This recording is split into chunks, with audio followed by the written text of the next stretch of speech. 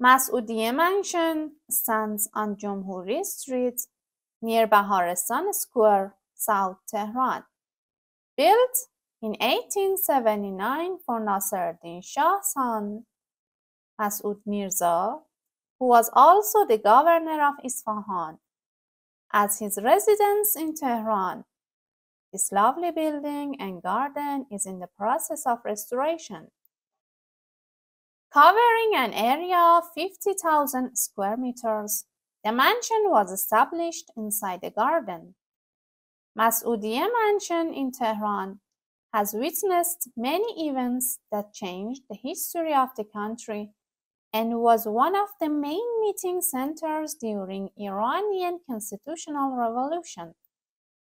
The mansion consists of some other mansions with delicate plasterworks, tileworks, calligraphy, and mural on the walls.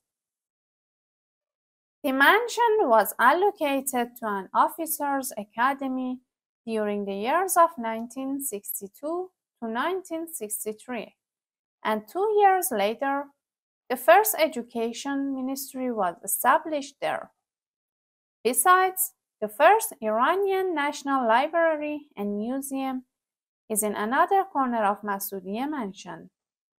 These days, Masudieh Mansion in Tehran has a significant historical, educational, and cultural role since it includes educational classes, amphitheater, museum, and galleries.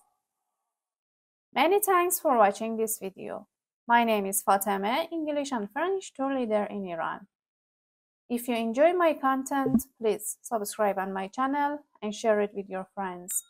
Every single Friday and Tuesday, I'm going to show you and explain you a new tourist attraction in Iran.